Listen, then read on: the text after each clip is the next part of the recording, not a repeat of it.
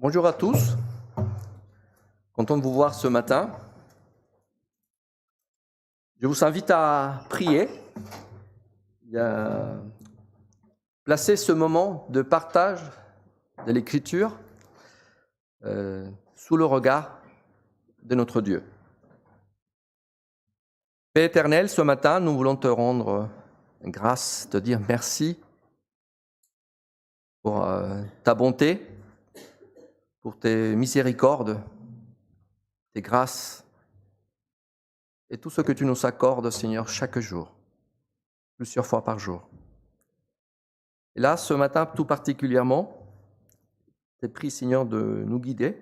Nous nous plaçons sous ton regard, sous ta direction et la direction de ton esprit, à la lumière de ta parole, pour que ta parole, Seigneur, elle fasse écho dans nos cœurs conformément à ta volonté, à ce que toi, tu as prévu, préparé pour chacun de nous. Bien évidemment, il ne s'agit pas du messager, il s'agit du message, mais un message qui est fondé, Seigneur, dans ta parole, et c'est là où on demande ton aide, Père éternel, ce matin, pour que ta parole soit une parole d'édification à nos vies. En Jésus-Christ. Amen.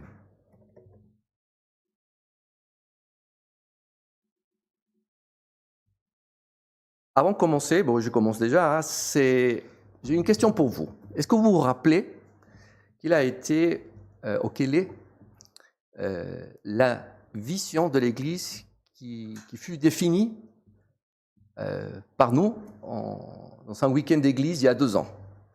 Est-ce que vous vous rappelez, je ne dis pas forcément par cœur, de mémoire, mais plus ou moins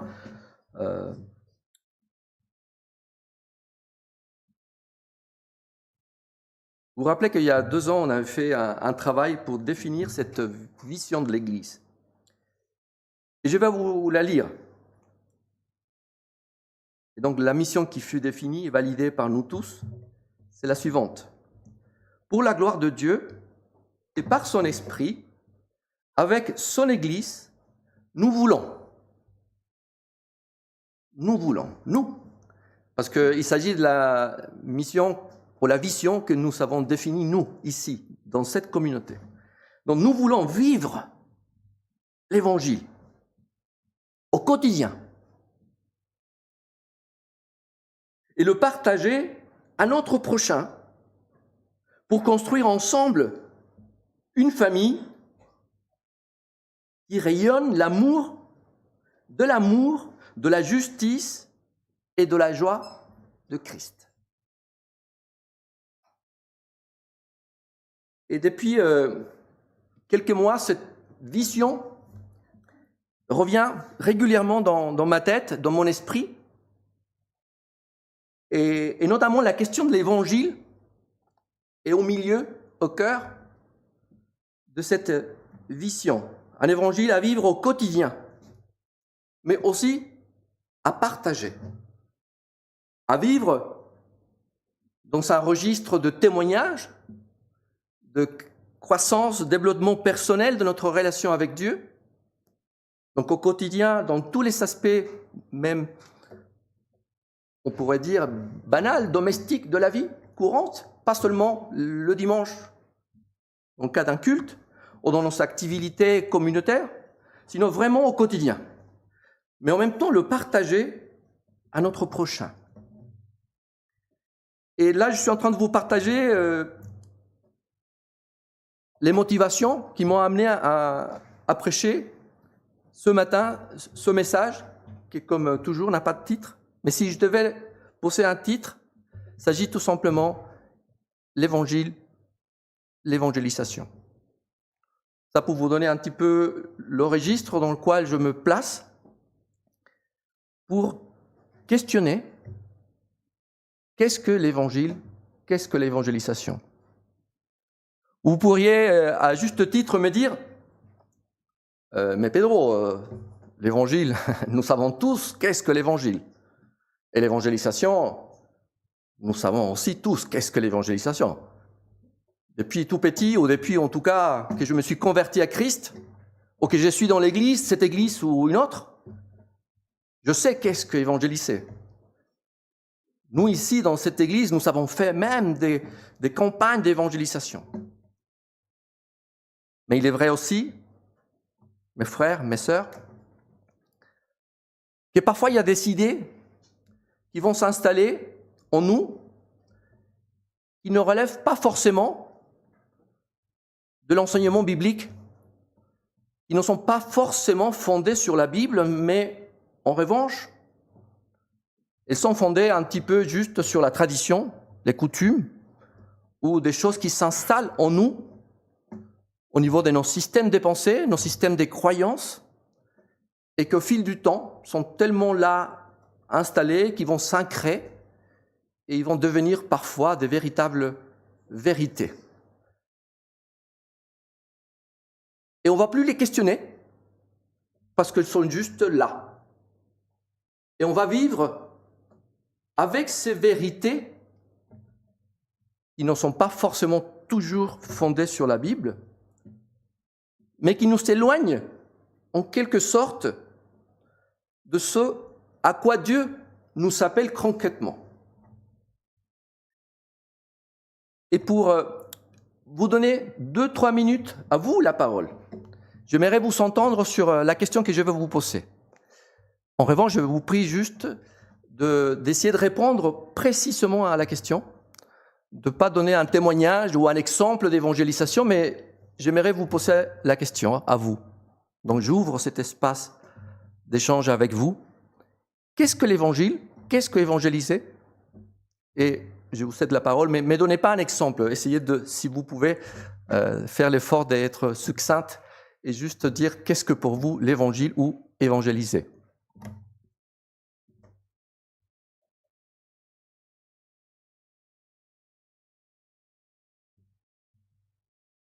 Allez-y.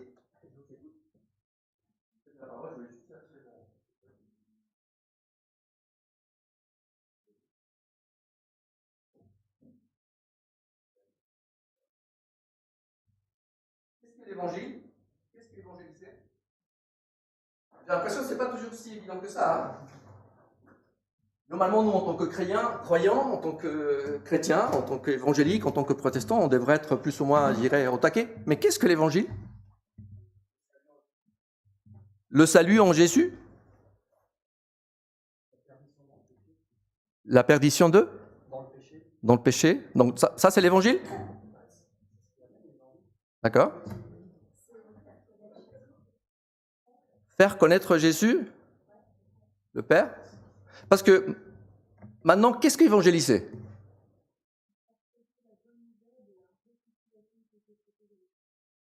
Partager la bonne nouvelle de la réconciliation que Dieu nous propose.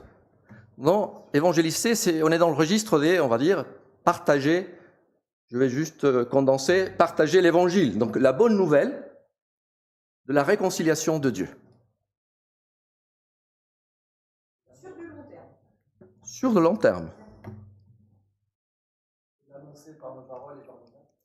Annoncer, partager par la parole, par nos actes, le message de réconciliation de Dieu. Le vivre de mieux qu'on peut. Ouais. Parce qu'on est des hommes. Donc le vivre le mieux qu'on peut.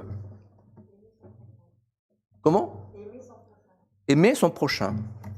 Donc concrètement, quand on sort, parce que voilà, c'est là où je veux vous dire pourquoi il me semble important de questionner cette notion d'évangélisation. Donc de partager l'évangile, les bonnes nouvelles. Donc la question qui s'en pose, quelle bonne nouvelle? Parce qu'on parle de partager les bonnes nouvelles. Alors, Christelle a précisé réconciliation. Donc là, il y a un contenu. Cette bonne nouvelle s'agirait de message de réconciliation. Martine a dit, et là, je essaye de vous amener sur le registre du contenu du message. Martine a dit, connaître Jésus, connaître le Père. Qu'est-ce que vous direz en plus? Faire des disciples, ça me fait penser à un texte biblique très connu, faire des disciples. Est-ce que ça vous dit quelque chose? Dans le mandat missionnaire, le grand mandat missionnaire de la Bible, qui se trouve dans les 4. Mais traditionnellement, on va penser à Matthieu 28, qui nous dit, donc c'est Jésus qui parle à ses disciples, mais bien évidemment à nous aujourd'hui, et qui dit, allez, faites de toutes les nations des disciples, les baptisant au nom du Père, du Fils et du Saint-Esprit, et enseignez-leur à observer tout ce que je vous ai prescrit. Et voici, dit Jésus, je suis avec vous tous les jours jusqu'à la fin du monde. Donc dans ce grand mandat missionnaire, il est question centrale d'aller et faire de toutes les nations des disciples. Et de façon subsidiaire, parce que ça va se décliner, les baptiser et les enseigner. Juste les enseigner des connaissances? Non. Figurez-vous qu'il dit « enseignez-leur à observer ». Donc ce n'est pas juste un enseignement purement théorique, un enseignement de catéchèse, des choses à apprendre par cœur. C'est vraiment un partage de vie, de vivre ensemble, et je me réfère à nouveau à notre vision d'Église, à un vivre ensemble dans une communauté qui s'entraide, qui s'encourage, qui s'enrichit mutuellement, parce que nous tous, en tant que croyants en Christ, nous savons la présence de l'Esprit de Dieu en nous. Et parmi les piliers fondamentaux de l'Église, de la vie chrétienne, bien évidemment, il y a l'Écriture, la parole de Dieu, la lumière, le message de Dieu, la pensée de Dieu. Deuxièmement, alors, il n'y a pas une question de hiérarchie. Ça ne veut pas dire que deuxièmement, parce que c'est ce que je le cite, c'est moins important que premièrement. Mais deuxièmement, c'est l'Esprit de Dieu qui est en nous et qui est le lien de l'unité de l'Église. C'est l'Esprit de Dieu qui est donné à l'Église, le corps des croyants en Jésus-Christ. Donc il s'agit d'une Église. Aujourd'hui sur terre, il n'y a qu'une Église, c'est l'Église de Christ. Et troisièmement, l'Église elle-même, la communauté, l'Ecclésia. Et c'est dans l'Ecclésia, dans la communauté, dans ce partage, ce vivre ensemble entre croyants, qu'on va aussi s'encourager. Et donc, cette dimension-là, elle joue bien évidemment un rôle essentiel. Ça pour dresser un tableau plus général sur cette question-là. Mais je reviens sur la question que j'ai posée tout à l'heure. Donc, évangéliser, c'est annoncer, c'est partager l'évangile. Maintenant, dans le registre du contenu, qu'est-ce que l'évangile? Qu'est-ce qu'on va partager? On a dit réconciliation, connaître Dieu. Je vous repose à nouveau la question. Cette bonne nouvelle, il s'agit de quoi? C'est la bonne nouvelle de quoi?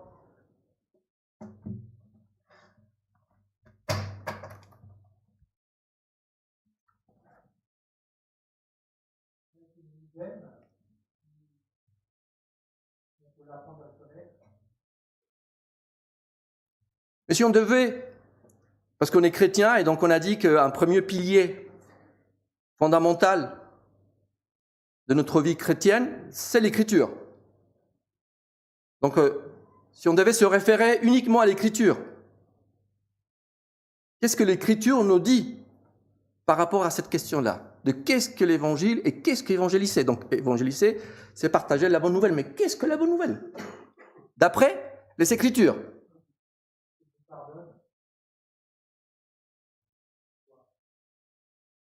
Il nous pardonne de quoi? J'essaye d'aller sur une...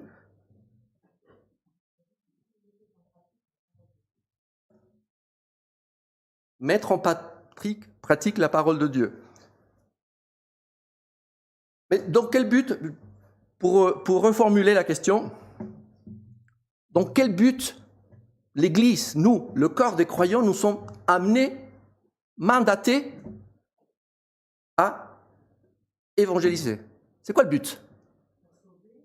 Sauver, je reprends le mot réconciliation, sauver, réconcilier, rendre gloire à Dieu, acquérir la vie éternelle,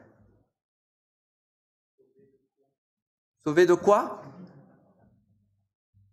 J'irai même encore plus loin. De quelle vie éternelle on parle?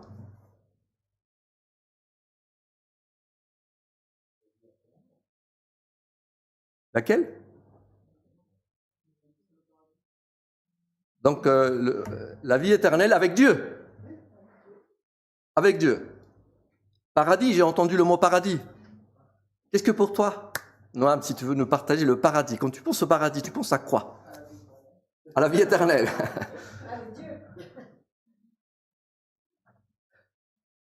Je bouscule un peu, mais dans un but pédagogique. Mais je suis dans l'esprit de nos frères de Béret. Vous les connaissez? Les frères de Béret?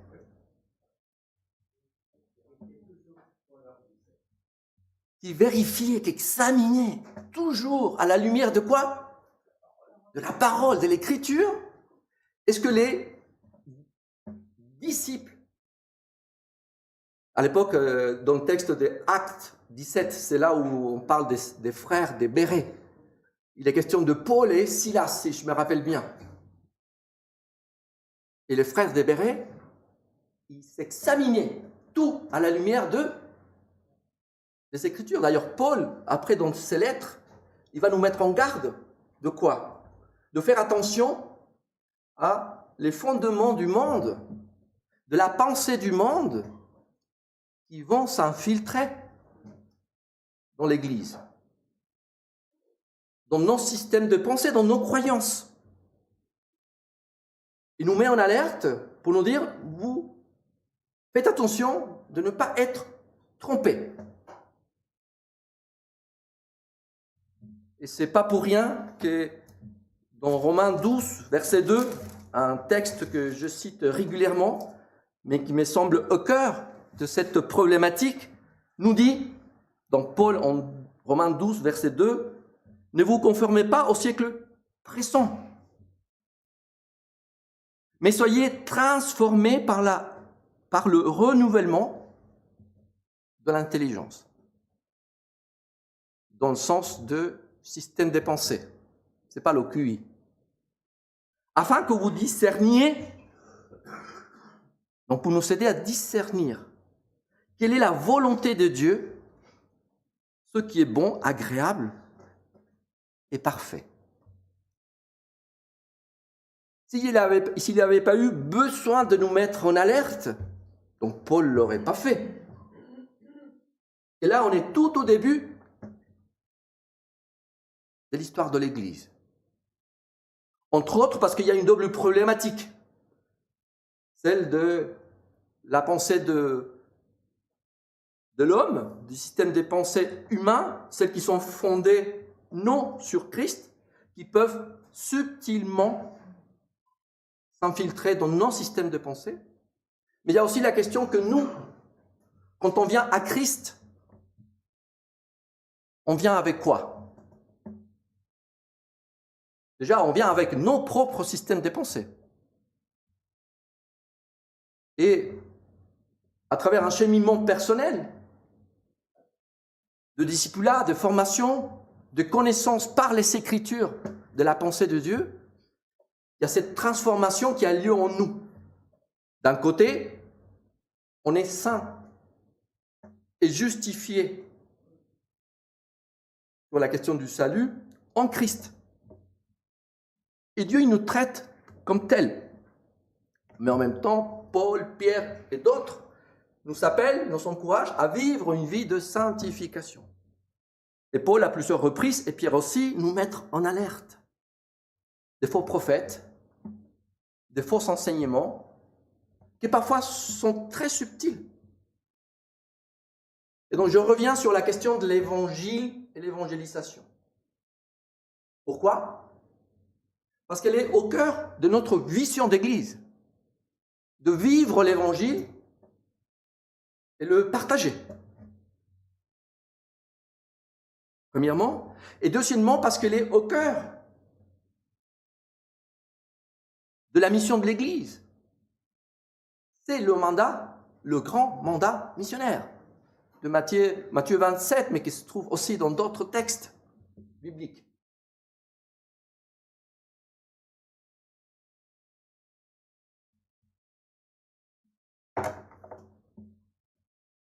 Je pense aussi à tous ces échanges que j'ai pu avoir, pas seulement dans notre communauté, dans notre église, mais aussi dans tous les échanges que je peux avoir avec d'autres églises.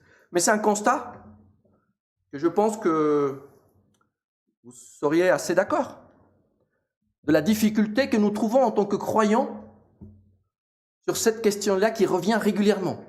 Comment évangéliser mon voisin ou mon collègue de travail? Comment lui témoigner de Christ? Donc vous voyez, il n'est pas question de savoir si on le fait ou on ne le fait pas. On a envie, on a ce souhait de le faire. En plus, le Seigneur nous envoie à le faire. Mais comment? Mais le comment inclut le contenu, ce qui est communiqué, le contenu de ce message. Donc évangéliser, annoncer la bonne nouvelle. Mais c'est quoi cette bonne nouvelle? Et c'est là où je vous interpelle, et je vous invite à questionner ce que vous pensez, ce que vous savez, à la lumière des Écritures, de qu'est-ce que c'est le contenu de cette bonne nouvelle.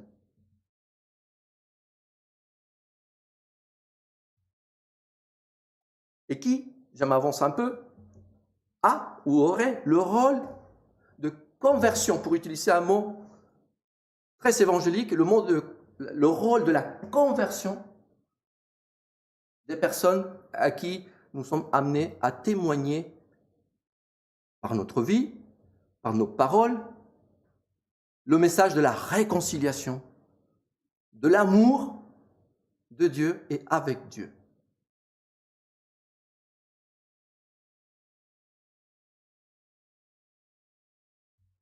Pour ça, je vais vous inviter à regarder quelques textes dans les évangiles qui vont répondre à cette question-là. Pas moi, c'est les textes.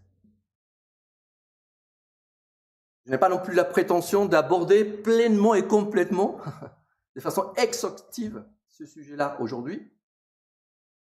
Mais en tout cas, de nous s'inviter tous, moi le premier, à y réfléchir, d'aller encore creuser cette question-là pour mieux se l'approprier.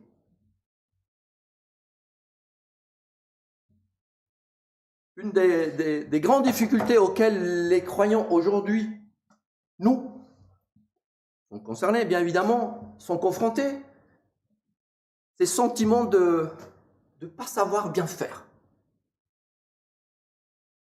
Parfois même le sentiment de culpabilité parce que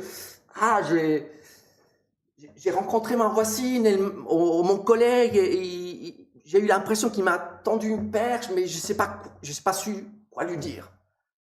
Je lui ai dit quelque chose, mais après coup, je suis resté avec le sentiment que je n'avais pas bien fait.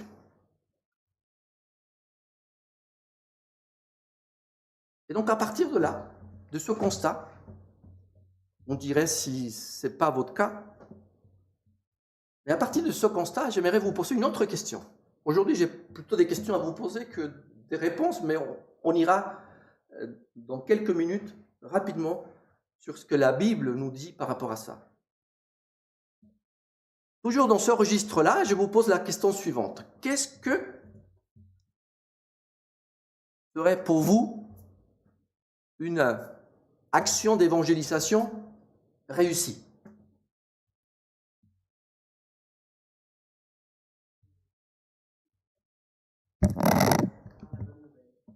Toucher son prochain par la bonne nouvelle.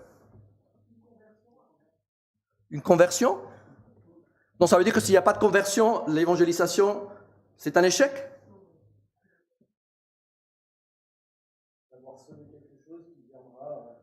Semer quelque chose. Bien évidemment, quand on sème, c'est dans son but qu'il y ait après une récolte. Mais ce n'est pas forcément nous, dit Emmanuel, qui la verrons. Parce que la récolte, pour revenir à un mot qui a été dit, c'est la récolte, cette graine qui va germer. Merci pour cette aide. Qui va germer, ça serait là, je le dis comme ça entre guillemets, pour utiliser un mot qui a été dit, la conversion ou le salut. Qu'est-ce qu'une évangélisation réussie? Parce que évangéliser, c'est au cœur de notre mission. Que ce soit par des paroles ou même par notre témoignage, ça nous concerne tous. Noam?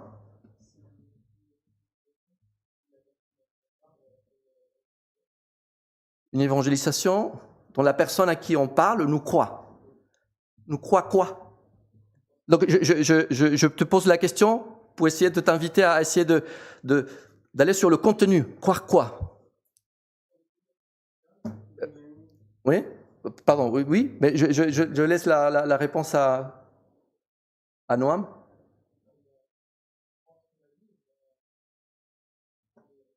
Et donc, merci. Maintenant, c'est la question de c'est quoi cette bonne nouvelle? Vous voyez, c'est pas si simple que ça. Hein? C'est quelque chose qui nous semble être de toute évidence, mais c'est pas toujours le cas. Mais là, vous savez, je me suis dit, il faut que j'aille revoir Matthieu 27. Et je ne sais pas si tout à l'heure, en le lisant, je vous invite à le revoir si vous voulez, Matthieu 28, pardon, à la fin, verset 19, verset 20, me dire à quel moment dans ce texte-là le mot évangélisation apparaît.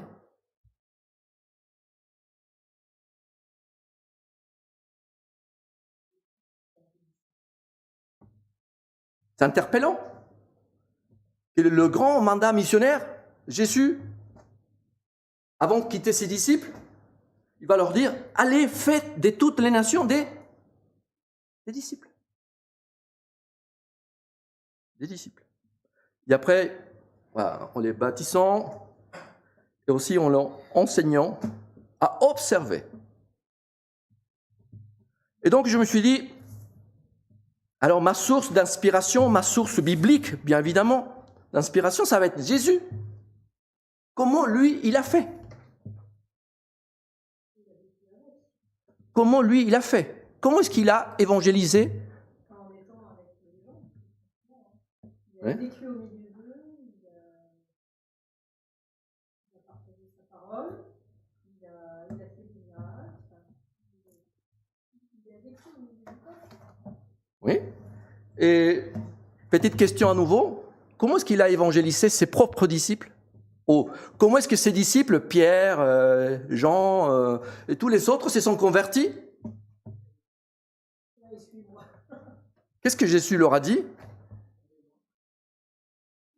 Suis-moi, suivez-moi. Mais là, et c'est avec ça que je vais terminer, je vous invite à un texte qui est très connu, qui est en Luc 4,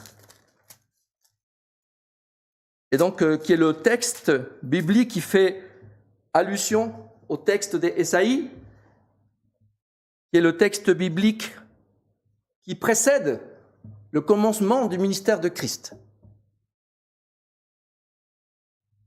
Et donc Luc chapitre 4, au verset 14, le texte nous dit « Jésus, revêtu de la puissance de l'Esprit, retourna en Galilée et sa renommée s'est répandue dans tous les pays d'alentour. Il enseignait dans les synagogues et il était glorifié par tous. Il s'est rendu à Nazareth où il avait été élevé et selon la coutume, il entra dans la synagogue le jour de Sabbat. Il se leva pour faire la lecture et on lui remit le livre du prophète Ésaïe.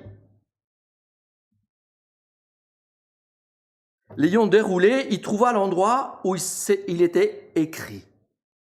Quoi ? L'Esprit du Seigneur est sur moi, parce qu'il m'a oint pour annoncer une bonne nouvelle aux pauvres. Mais laquelle bonne nouvelle?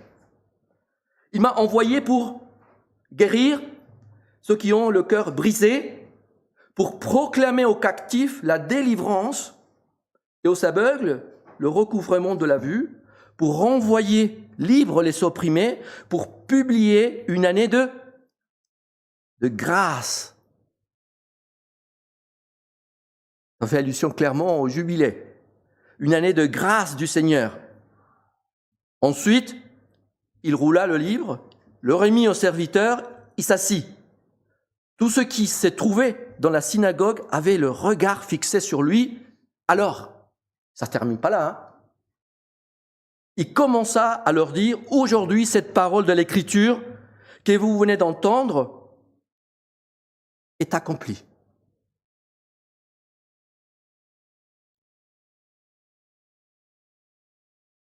C'est moi, Jésus, le Christ, la bonne nouvelle. Et je termine avec Matthieu, chapitre 4, verset 17.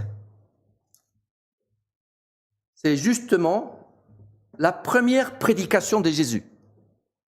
C'est quand il commence son ministère, après la tentation dans le désert. Et c'est intéressant comment il débute sa prédication.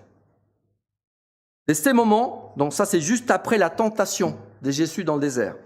De ces moments, Jésus commença à prêcher, comment son ministère, et à dire, répentez-vous, car le royaume des cieux est proche ou s'est approché.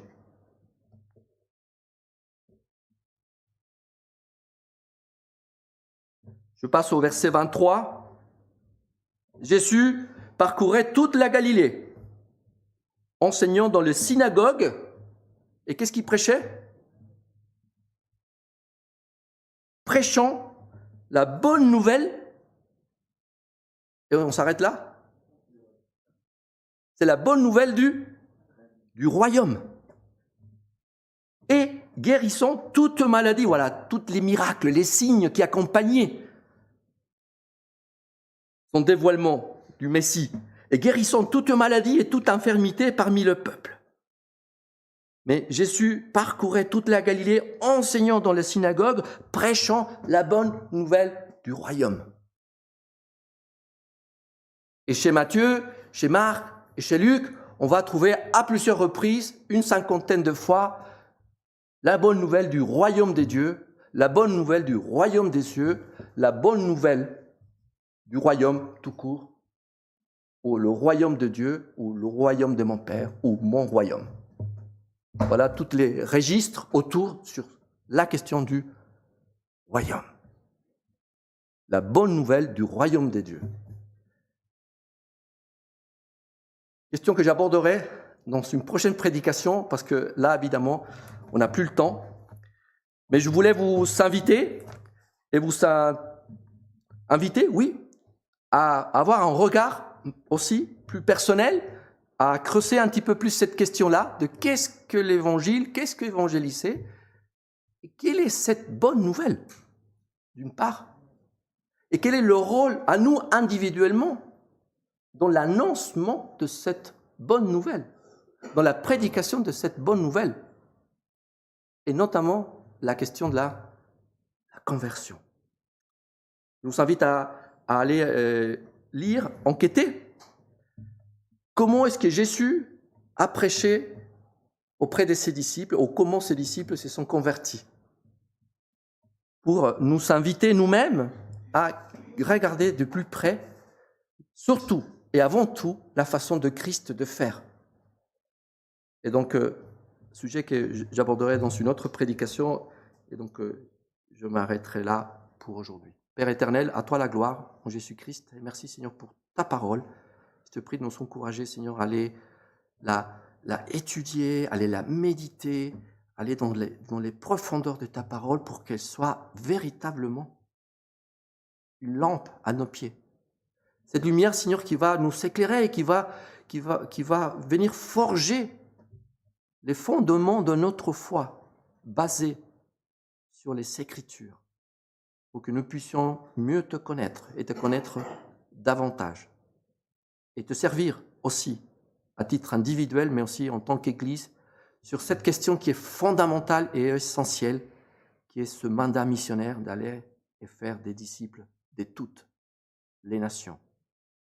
Et participer, Seigneur, à ce ministère tel que Paul le dit, qui est le ministère de la réconciliation, pour que chaque être humain puisse entendre parler que tu existes, que tu es vrai, que tu n'es pas un Dieu lointain, que tu t'intéresses au quotidien de chacun de nous, de chaque être humain, et que tu as fait le nécessaire pour que chaque personne, chaque être humain puisse se réconcilier avec toi.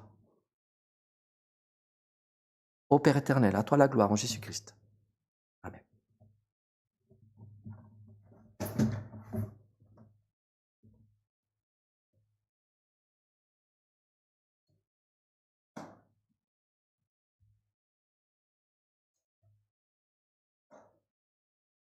Les annonces pour cette semaine, donc t'inviter encore à prendre du temps aussi dans la prière. N'hésitez pas, les petits groupes de prière à vous réunir. Dans les autres nouvelles, mercredi 20h, étude biblique, vous serez sur Hébreux, chapitre 7. Samedi prochain à 10h, le groupe de dames, le temps spirituel. Dimanche prochain à 10h15, le culte, et ce sera suivi du groupe de Gaveau. C'est ça, Sophie ? D'accord, on ne sait pas encore chez qui. Ok, et puis du coup, dans la continuité de ce qui a été partagé sur évangéliser et partager, j'avais prévu tout à l'heure de faire un petit temps où on pouvait se rassembler, mais je vais vous inviter à le faire plutôt dans vos maisons et réfléchir peut-être en famille ou individuellement si vous êtes seul. Et j'avais cette question en fait pour vous. Comment puis-je manifester de la bonté dans ma famille ? Et une réflexion à avoir avec nous en tant que parents, avec nos enfants, et puis nous en tant qu'enfants, entre frères et sœurs. Ça peut être une discussion pour ceux qui ont des enfants et des ados. Et voilà, donc je rappelle moment familial ce soir, les enfants. Donc première étape, dans ma famille. Deuxièmement, dans mon église locale. Comment puis-je manifester de la bonté dans mon église locale ? Quelles sont les actions concrètes que je peux mener ? Et puis une troisième question qui rejoint en fait à la question que nous pose aujourd'hui Pedro. C'est dans mes lieux de vie, que ce soit au travail, à l'école, sur mes lieux de loisirs, comment je peux partager aussi la parole et comment je peux être bon et briller aussi autour de moi. Voilà. Donc, pour terminer, je vous lirai juste ce dernier verset. Célébrez l'Éternel car il est bon, car sa bonté demeure à toujours. Amen. Passez un bon dimanche.